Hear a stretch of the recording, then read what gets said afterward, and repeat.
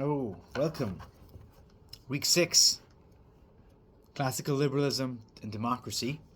We're going to study 3 philosophers today: Hobbes, Locke, and Mill. They're very different, but yet they have some threads that are similar, that make them similar. Thomas Hobbes is an incredible giant that I believe many build on, including Locke.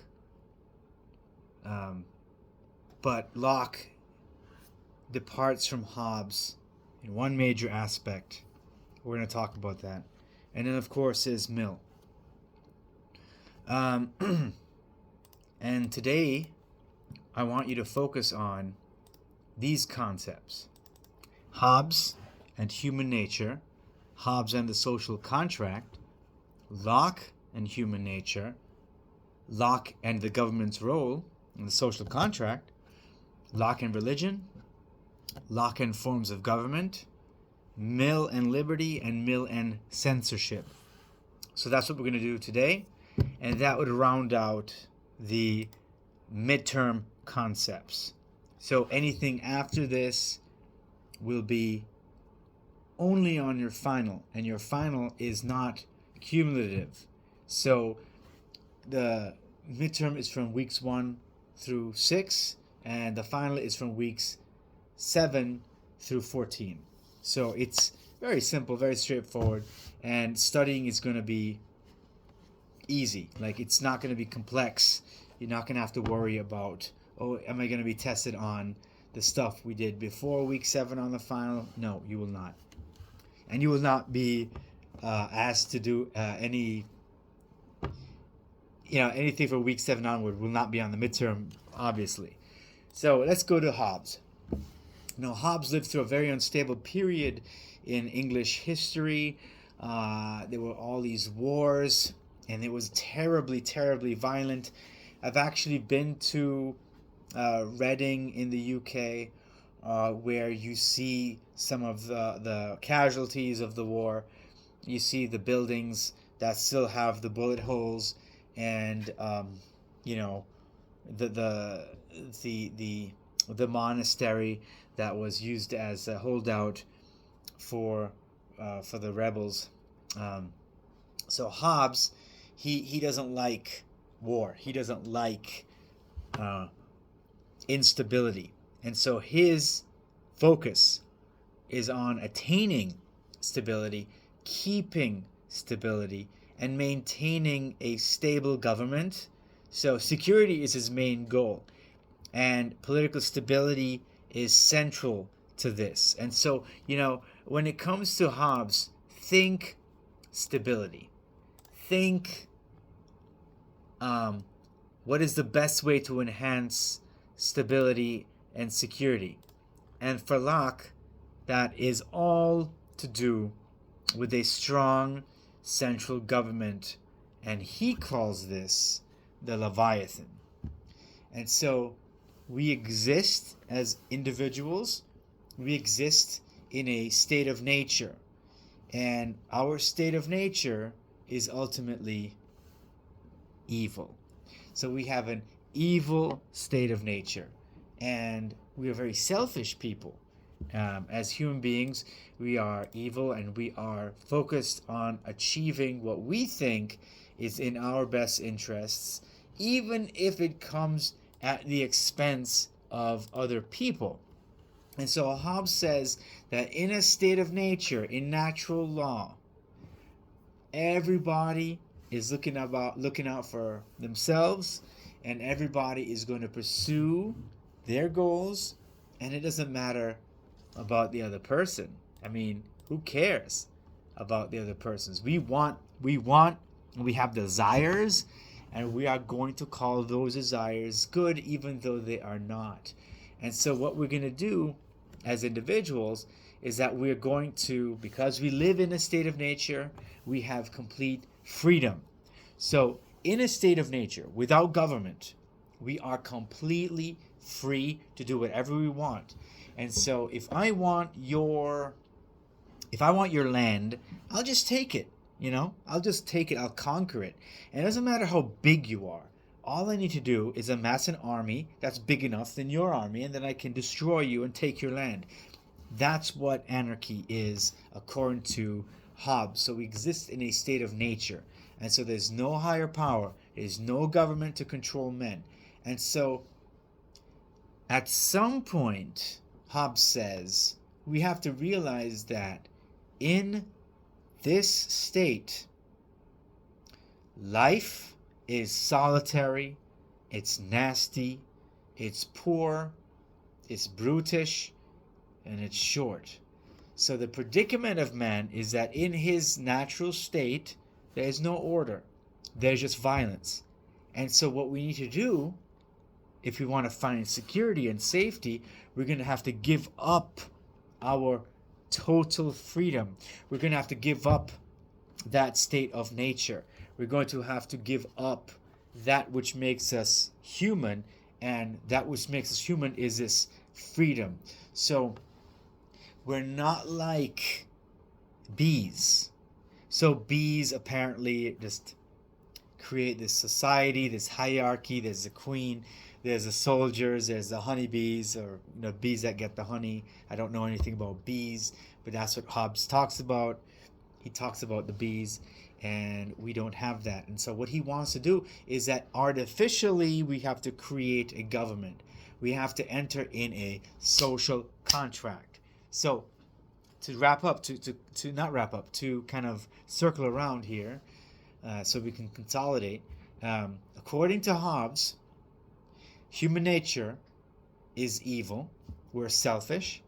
And to counteract that and to create stability and security, we have to give up our freedom, our complete freedom, and engage and enter into a social contract. And so the quote is, "The passions that incline men to peace are fear of death, desire of such things that are necessary to commodious living, and a hope by their industry to obtain them. Reason suggests convenient articles of peace upon which men may agree, laws of nature." So what he's saying, what he's proposing, is that we seek peace. We seek peace by laying down the things that make us free. And so instead of, we don't want the golden rule, of course. We don't want do unto others as we would want done unto us. And so we enter into this contract, which we say, and it's not an actual contract. It is an allegory. It represents something. It represents this idea that we give up our right to be completely free. We give up that right to a leviathan, a government, or a ruler who will then create law and order and enforce that law and order. So if there is a law that says no one can kill another person, then right then and there we win security. We win security. And so everyone is held accountable to the government. And so if we break the contract, we will die. And so the state must have the power to enforce the social contract. And so the general rights and duties of the state ultimately is preserving security. So the state can do anything to secure this peace. The state can do anything. It can be a tyrant, whatever is necessary to secure that peace. And that is a natural right of the sovereign or the Leviathan. And so the ruler is a sum of all the individuals in the state. And that is basically to secure the wider society. So the sovereign is not going to control every aspect of your life. Even in more tyrannical countries like North Korea, you have that right of private belief. The government for now, can't jump into your brain and read your mind and say, hey, you're doing subversive things, you're going to get destroyed. Even in the most authoritarian of states. But where's the contribution to liberalism? It's this idea that you can pursue your own self-interest if you obey the laws of the state, and the state exists to defend your life. Life, liberty, pursuit of happiness. Well, the liberty part is not fully brought out in this particular work, or the right of pursuit of property or happiness. That's not brought out just yet. That, for us to understand that, we need to turn to the work of John Locke. And I like John Locke for many, many reasons.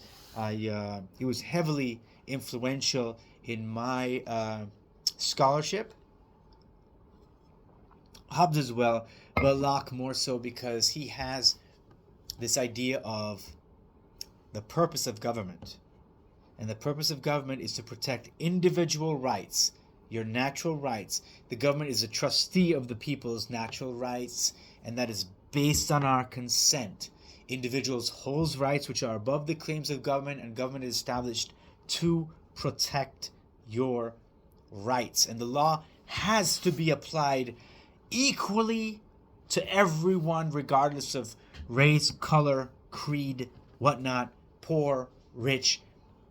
The law is designed for the good of the people. It is never, ever, ever to be oppressive.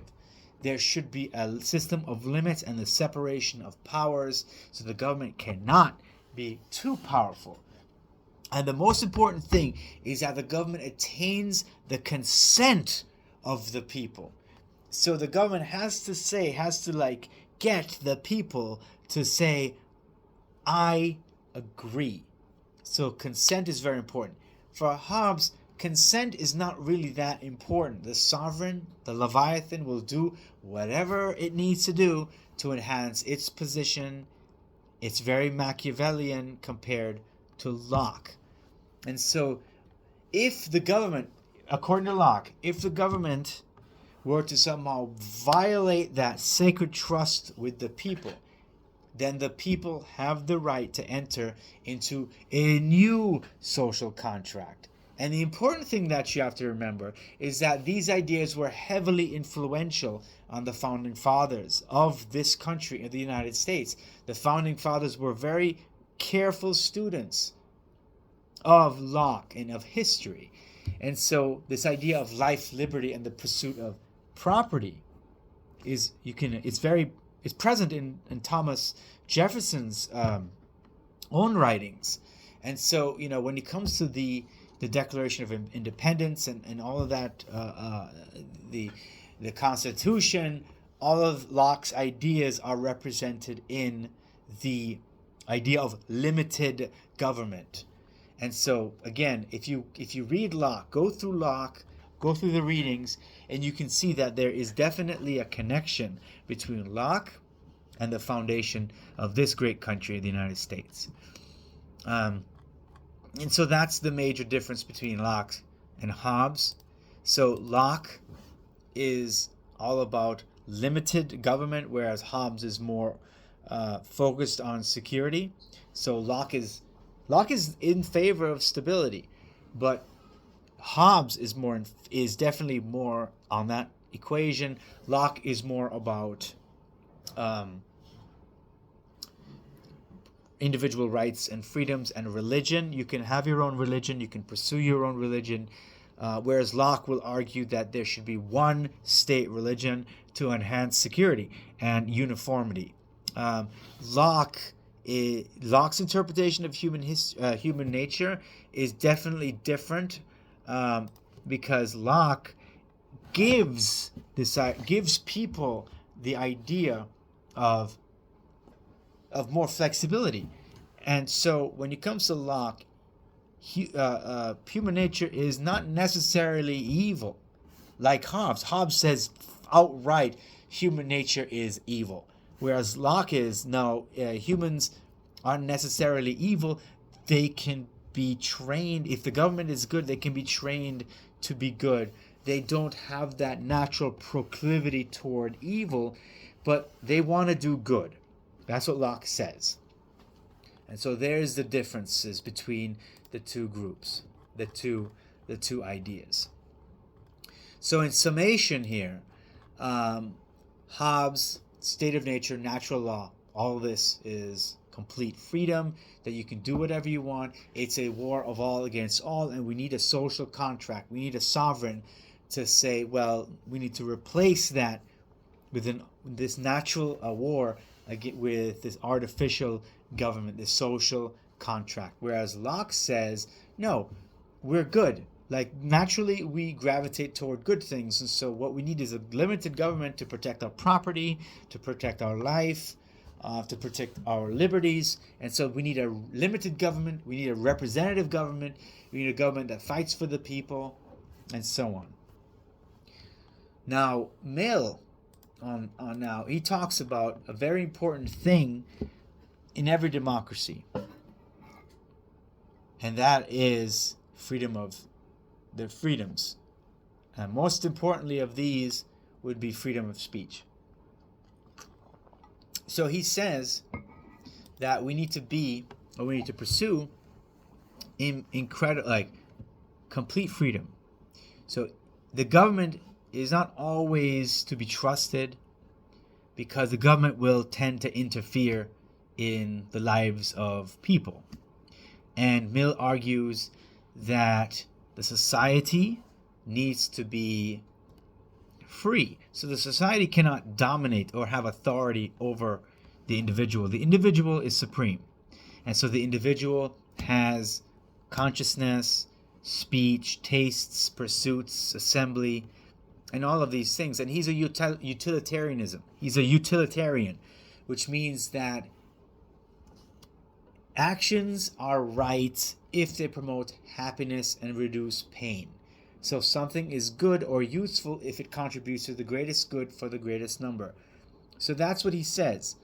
For Mill, liberty is central. So you have to be able to pursue what you think is right for you. And so you can't compel someone to do something. They have to be convinced. You have to persuade that person to do something. You can't force someone. The government cannot coerce you, because sometimes that coercion will be evil. And so Mill doesn't want to give the government that complete power. So the state can only restrict freedom of an individual to protect and prevent harm to others. So absolute freedom is important, but you don't want to affect others' interests. Now, he still argues for free speech. So bear that in mind. So Mill's arguments for the harm principle. So you interfering with liberty is harmful. So individuality is crucial to happiness. A government interferes badly, and the costs are significant with this interference. And so what Mill is trying to say is, as an individual living in a democracy, we have this inward need to express ourselves, say what's on our minds, right? And this is something that increases the happiness of the individual. And you have the freedom to unite with people who think the same way, right? And people should be completely free to engage in thought and discussion. And so Mill argues that the government should never censor. And he says, if all mankind, minus one, were of one opinion, and only one of the contrary opinion, mankind would no more be justified in silencing that one person than he would be justified in silencing mankind. So he's saying, do not censor. Do not censor. Do not suppress opinion. There is an evil of silencing opinion. You rob the individual and the human race of happiness, but also of correct policies. So if that one person turns out to be correct, then thank goodness, because that person has the truth. and that truth can be brought to the wider population. So if all of mankind said the earth was flat, and then one guy named Galileo says, no, I think it's round, that person, Galileo, should be allowed to say why. Don't punish Galileo for saying that the world is round. Let that person say the world is round. Now, today we have people who think that the earth is flat. Okay? So, you're not going to, like those people, you're not going to persuade them. But it's important to try to, at least respect and allow, the government should allow that person to speak, because, and this is what Mill says, if opinion is wrong, they will lose the clear perception and livelier impression of truth produced by collision with error. So, if the person is wrong, but we all know the world is not flat, the evidence will be brought to bear. So we'll take the arguments of the flat earthers, we analyze them. For those people who have that kind of energy, you analyze the flat earther arguments, and then you say, here's why you're wrong, so you can fix the error. And that's the most important thing. So you need bad ideas. People should never be censored, because even bad ideas have their utility. That's very, very important. That's what Mill is trying to convince. So we need people, the greatest harm of repression is for those people who think if you repress somebody, then there will be this idea that we are heroes because we are being oppressed. They're oppressing the truth. They're doing this because they're limiting our freedom because we are right. And Mill says that's very dangerous, right? So the opinions of others need to be entertained, and you need to convince and correct through experience and dialogue and all that good stuff. That's a foundation of a democracy. So there's a utility to the free exchange of ideas, this free argument. You should be allowed to question everything, even those things that we think are true. Like, anything that people say, hey, that's settled science. That's not the spirit of what Mill is trying to say. Mill is saying that, no, there's no such thing. We should be able to question everything. Some opinions are useful, some opinions are not. That is not a question for the government, because the government, according to Mill, the government may screw the pooch on deciding what is to be censored, and who knows. And so if there's a social stigma for an idea, let's say the government decides to censor an idea, then these ideas will be driven underground. And so who knows what the costs of driving those ideas underground would be, right? So everything should be openly debated. That is the value of Mill's work. And so he's a big fan of freedom of thought, expression, press, conscience, religion, assembly, everything attached to that First Amendment of the Constitution. He's not a fan of hate speech laws. He's not a fan of campus speech codes. He's not a fan of these things that limit anything that limits free speech. Okay? And so the point of free speech is to allow the individual to express themselves and promote the well-being of the world. And there's a real value of that. Many things, we have progress in our society because of free speech, because of people questioning things. And always question. You should always question things. I think I agree with that with Mill. Mill, for that, the First Amendment is essential to people's happiness. And so and it's the foundation of democracy. So with that, we have three major philosophers, that have contributed to classical liberal thought: Hobbes, Locke, and Mill. And they all say something valuable to how we live our lives today. And they wrote many hundreds of years ago, and their ideas are still very relevant today, and how we operate in the United States. Thank you.